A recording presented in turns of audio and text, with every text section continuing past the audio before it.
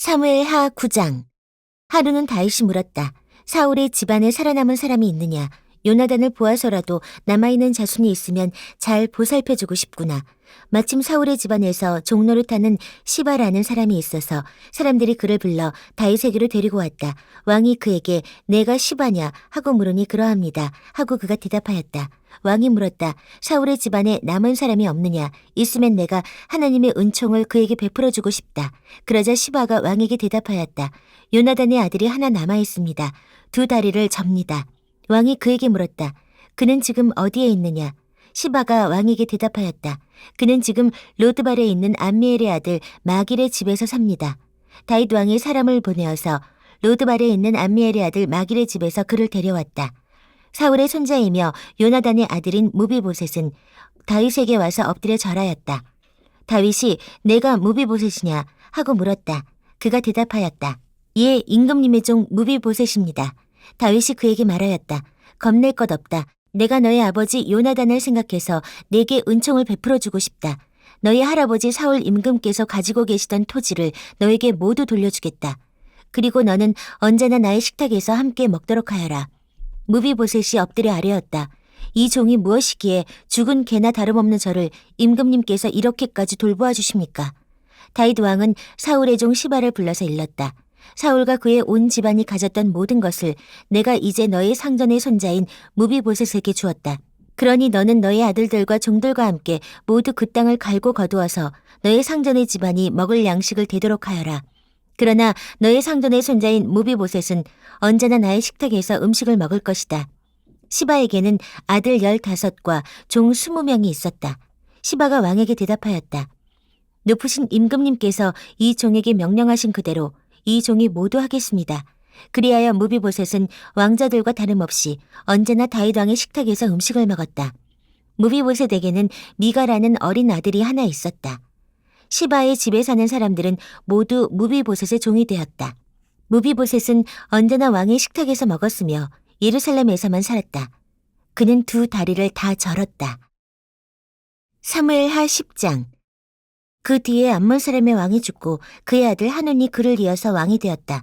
다윗은 하눈의 아버지 나하스가 나에게 은혜를 베풀었으니 나도 나하스의 아들 하눈에게 은혜를 베풀어야겠다 하고서 신하들을 보내어 고인에게 조의를 표하게 하였다. 그래서 다윗의 신하들이 암몬 사람의 땅에 이르렀다. 그러나 암몬 사람의 대신들이 자기들의 상전인 하눈에게 말하였다. 다윗이 임금님께 조문사절을 보낸 것이 임금님의 부친을 존경하기 때문이라고 생각하십니까? 오히려 이 도성을 두루 살피고 정탐하여 함락시키려고 다윗이 임금님께 자기의 신하들을 보낸 것이 아닙니까? 그래서 하눈은 다윗의 신하들을 붙잡아서 그들의 한쪽 수염을 깎고 입은 옷 가운데를 도려내어 양쪽 엉덩이가 드러나게 해서 돌려보냈다. 사람들은 이 일을 다윗에게 알렸다. 조문사절이 너무나도 수치스러운 일을 당하였으므로 다윗 왕은 사람을 보내어 그들을 맞으며 수염이 다시 자랄 때까지 여리고에 머물러 있다가 수염이 다 자란 다음에 돌아오라고 하였다. 암몬 사람들은 자기들이 다윗에게 미움을 사게 된 줄을 알았다. 암몬 사람들은 사람을 보내어서 벤 르옵의 시리아 사람과 소바의 시리아 사람에게서 보병 2만 명과 마아가의 왕에게서 1,000명과 돕 사람들에게서 12,000명을 용병으로 고용하였다. 다윗은 이 소식을 듣고 요압에게 전투부대를 맡겨서 출동시켰다. 암몬 사람도 나와서 성문 앞에서 전열을 갖추었으며 소바와 르옵의 시리아 사람들과 돕과 마아가의 용병들도 각각 들녘에서 전열을 갖추었다. 요압은 적이 자기 부대의 앞뒤에서 전열을 갖추어 포진한 것을 보고 이스라엘의 모든 정예병 가운데에서 더 엄격하게 정예병을 뽑아서 시리아 군대와 싸울 수 있도록 전열을 갖추었다. 남은 병력은 자기의 아우 아비새에게 맡겨 암몬 군대와 싸우도록 전열을 갖추게 하고서 이렇게 말하였다. 시리아 군대가 나보다 더 강하면 내가 와서 나를 도와라. 그러나 암몬 군대가 너보다 더 강하면 내가 가서 너를 돕겠다. 용기를 내어라. 용감하게 싸워서 우리가 우리 민족을 지키고 우리 하나님의 성급을 지키자. 주님께서 좋게 여기시는 대로 이루어 주실 것이다. 그런 다음에 요압이 그의 부대를 거느리고 시리아 사람들과 싸우러 나아가니 시리아 군인들이 요압 앞에서 도망하여 버렸다. 암몬 군인들은 시리아 군인들이 도망하는 것을 보고서 그들도 아비새 앞에서 도망하여 성으로 들어가 버렸다. 요압은 암몬 군대와 싸우기를 그치고 예루살렘으로 돌아왔다. 시리아 군인들은 자기들이 이스라엘에게 패한 것을 알고서 온 군대를 다시 집결시켰다. 그때 하다데셀이 사람을 보내어서 유프라테스 강 동쪽에 있는 시리아 군대를 동원시켰으므로 그들이 헬람으로 왔다. 하다데셀의 부하 소박 사령관이 그들을 지휘하였다. 다윗이 이 소식을 듣고 온 이스라엘 군대를 모아서 거느리고 요단강을 건너서 헬람으로 진군하였다. 시리아 군대가 다윗과 싸우려고 전열을 갖추고 있다가 맞붙어 싸웠으나 시리아는 이스라엘 앞에서 도망하고 말았다.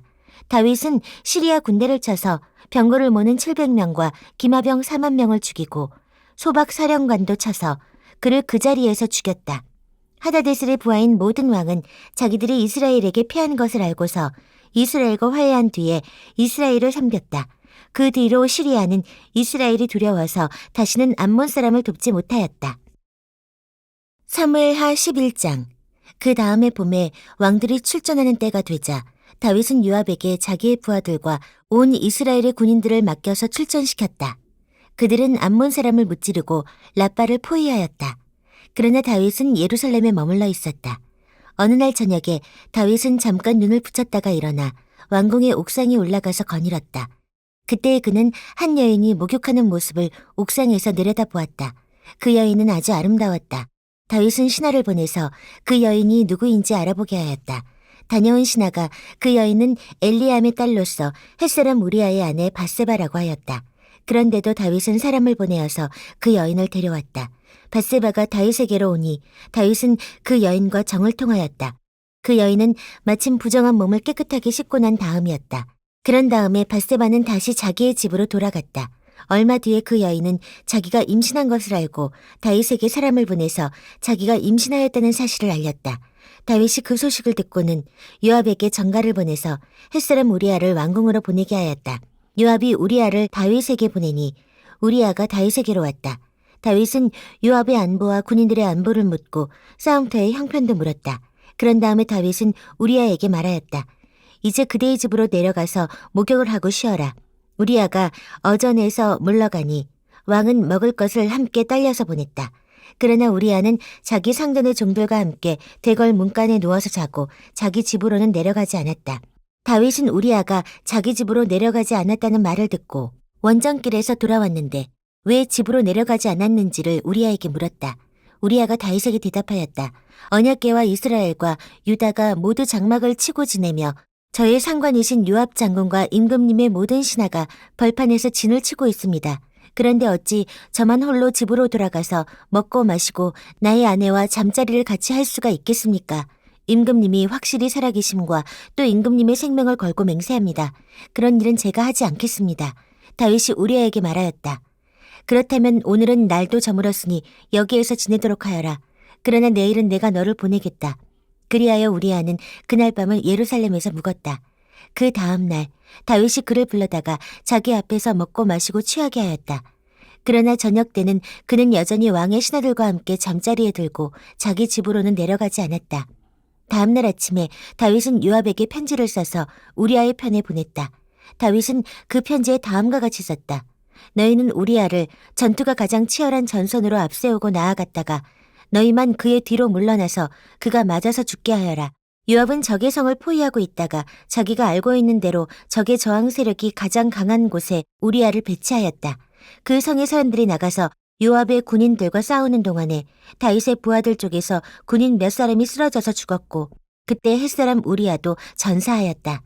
요압이 다윗에게 사람을 보내서 전쟁의 상황을 모두 전하였다. 요압은 전령에게 이렇게 지시하였다. 내가 이번 전쟁의 상황을 모두 임금님께 말씀드리고 났을 때에 임금님이 화를 내시며 내게 말씀하시기를 너희가 왜 그토록 성에 가까이 가서 싸웠느냐. 적의 성벽 위에서 적병들이 활을 쏠 줄도 몰랐단 말이냐. 여룻베셋의 아들 아히멜렉을 누가 쳐서 죽였느냐. 어떤 여자가 성벽 위에서 그의 머리 위로 맷돌 위적을 던져서 그가 데베스에서 죽지 않았느냐. 그런 것을 알면서 너희가 무엇 때문에 그토록 성벽에 가까이 갔느냐 하시면 너는 임금님의 부하 햇사람 우리아도 죽었습니다 하고 대답하여라.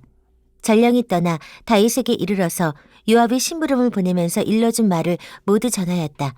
전령은 다윗에게 이렇게 말하였다. 우리의 적은 우리보다 강하였습니다.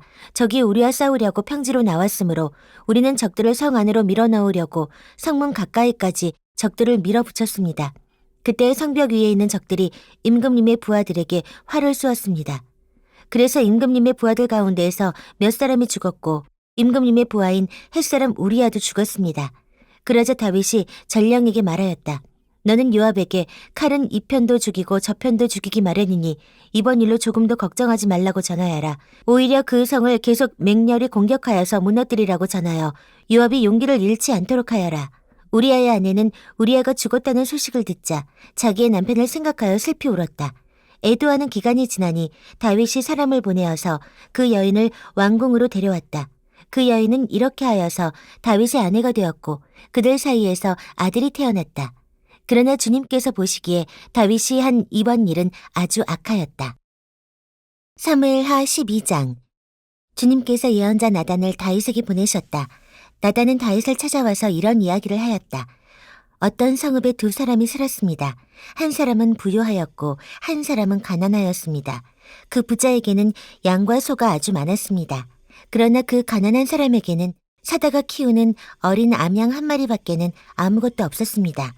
그는 이 어린 양을 자기 집에서 길렀습니다. 그래서 그 어린 양은 그의 아이들과 함께 자라났습니다. 어린 양은 주인이 먹는 음식을 함께 먹고 주인의 잔에 있는 것을 함께 마시고 주인의 품에 안겨서 함께 잤습니다. 이렇게 그 양은 주인의 딸과 같았습니다. 그런데 그 부자에게 나그네 한 사람이 찾아왔습니다. 그 부자는 자기를 찾아온 손님을 대접하는데 자기의 양떼나 소떼에서는 한 마리도 잡기가 아까웠습니다. 그래서 그는 그 가난한 사람의 어린 암양을 빼앗아다가 자기를 찾아온 사람에게 대접하였습니다. 다윗은 그 부자가 못마땅하여 몹시 분개하면서 나단에게 말하였다. 주님께서 확실히 살아계심을 두고 맹세하지만 그런 일을 한 사람은 죽어야 마땅합니다. 또 그가 그런 일을 하면서도 불쌍히 여기는 마음이 전혀 없었으니 그는 마땅히 그 어린 암양을 4배로 갚아줘야 합니다. 나단이 다윗에게 말하였다. 임금님이 바로 그 사람입니다. 주 이스라엘의 하나님이 이렇게 말씀하십니다. 내가 너에게 기름을 부어서 이스라엘의 왕으로 삼았고 또 내가 사울의 손에서 너를 구하여 주었다. 나는 내 상전의 왕궁을 너에게 넘겨주고 내 상전의 아내들도 내 품에 안겨주었고 이스라엘 사람들과 유다 나라도 너에게 맡겼다. 그것으로도 부족하다면 내가 네게 무엇이든지 더 주었을 것이다. 그런데도 너는 어찌하여 나 주의 말을 가볍게 여기고 내가 악하게 여기는 일을 하였느냐. 너는 햇사람 우리아를 전쟁터에서 죽이고 그의 아내를 빼앗아 내 아내로 삼았다. 너는 그를 암몬 사람의 칼에 맞아서 죽게 하였다. 너는 이렇게 나를 무시하여 햇사람 우리아의 아내를 빼앗아다가 내 아내로 삼았으므로 이제부터는 영영 내 집안에서 칼부림이 떠나지 않을 것이다. 주님께서 또 이렇게 말씀하십니다. 내가 너희 집안에 재앙을 일으키고 내가 보는 앞에서 내가 너의 아내들도 빼앗아 너와 가까운 사람에게 주어서 그가 대낮에 너의 아내들을 욕보이게 하겠다. 너는 비록 몰래 그러한 일을 하였지만 나는 대낮에 온 이스라엘이 바라보는 앞에서 이 일을 하겠다. 그때 다윗이 나단에게 자백하였다. 내가 주님께 죄를 지었습니다. 나단이 다윗에게 말하였다. 주님께서 임금님의 죄를 용서해 주실 것입니다. 그러므로 임금님은 죽지는 않으실 것입니다. 그러나 임금님은 이번 일로 주님의 원수들에게 우리를 비방할 빌미를 주셨으므로 밧세바와 임금님 사이에서 태어난 아들은 죽을 것입니다. 나단은 자기 집으로 돌아갔다. 주님께서 우리아의 아내와 다윗 사이에서 태어난 아이를 치시니 그 아이가 몹시 앓았다. 다윗이 그 어린아이를 살리려고 하나님께 간절히 기도를 드리면서 금식하였다. 그는 왕궁으로 돌아와서도 밤을 새웠으며 맨 땅에 누워서 잠을 잤다. 다윗 왕궁에 있는 늙은 신하들이 그에게로 가까이 가서 그를 땅바닥에서 일으켜 세우려고 하였으나 그는 일어나려고 하지도 않고 또 그들과 함께 음식을 먹으려고도 하지 않았다. 그러다가 이틀째 되는 날에 그 아이가 죽었다. 그러나 다윗의 신하들은 아이가 죽었다는 것을 다윗에게 알리기를 두려워하였다. 어린 왕자가 살아계실 때에도 우리가 드리는 말씀을 듣지 않으셨는데 왕자께서 돌아가셨다는 소식을 우리가 어떻게 전하여 드릴 수 있겠소? 그런 소식은 임금님의 몸에 해로울지도 모르오. 그러나 다윗은 신하들이 서로 수군거리는 것을 보고서 아이가 죽은 줄 짐작하고 신하들에게 아이가 죽었느냐 하고 물었다. 신하들이 대답하였다. 돌아가셨습니다. 그러자 다윗은 땅바닥에서 일어나서 목욕을 하고 몸에 기름을 바르고 옷을 갈아입은 뒤에 성전으로 들어가서 주님께 경배하였다. 그는 왕궁으로 돌아오자 음식을 차려오게 하여서 먹었다. 신하들이 다윗에게 물었다. 왕자가 살아계실 때에는 임금님께서 식음을 전폐하고 슬퍼하시더니 이제 왕자가 돌아가시자 임금님께서 일어나셔서 음식을 드시니 이것이 어떻게 된 일이십니까? 다윗이 대답하였다. 아이가 살아있을 때에 내가 금식하면서 운 것은 혹시 주님께서 나를 불쌍히 여겨주셔서 그 아이를 살려주실지도 모른다고 생각하였기 때문이오. 그러나 이제는 그 아이가 죽었는데 무엇 때문에 내가 계속 금식하겠소? 내가 그를 다시 돌아오게 할 수가 있겠소? 나는 그에게로 갈 수 있지만 그는 나에게로 올 수가 없소. 그 뒤에 다윗이 자기 아내 밧세바를 위로하고 동침하니 그 여인이 아들을 낳았다. 다윗이 그의 이름을 솔로몬이라고 하였다. 주님께서도 그 아이를 사랑해 주셔서 예언자 나단을 보내셔서 주님께서 사랑하신다는 뜻으로 그의 이름을 여디디아라고 부르게 하셨다. 요압이 암몬 사람의 도성 라빠를 쳐서 그 왕의 도성을 점령하고서 다윗에게 전령대를 보내어서 이렇게 말하였다. 제가 라빠를 치고 도성으로 들어가는 급수 지역을 점령하였습니다. 이제 임금님께서 남은 군인들을 불러 모아서 이 도성을 공격할 진을 치시고 이 도성을 직접 점령하시기 바랍니다. 제가 이 도성을 점령하기보다는 임금님께서 이 도성을 점령하셔서 임금님의 이름이 승리자의 이름으로 기록되게 해주시기 바랍니다. 다윗이 모든 군인을 불러 모으고 라빠로 가서 그 도성을 쳐서 점령하였다. 그는 암몬 왕의 머리에서 금관을 벗겨왔는데 그 무게가 금 1달란트나 나갔고 금관에는 보석이 박혀 있었다. 다윗은 그 금관을 가져다가 자기가 썼다. 다윗은 그 도성에서 아주 많은 전리품을 약탈하였으며 그 도성에 사는 백성도 끌어다가 톱질과 곡괭이질과 도끼질과 벽돌 굽는 일을 시켰다. 그는 암몬 사람의 모든 성읍에 이와 똑같이 한 뒤에 모든 군인을 거느리고 예루살렘으로 돌아왔다.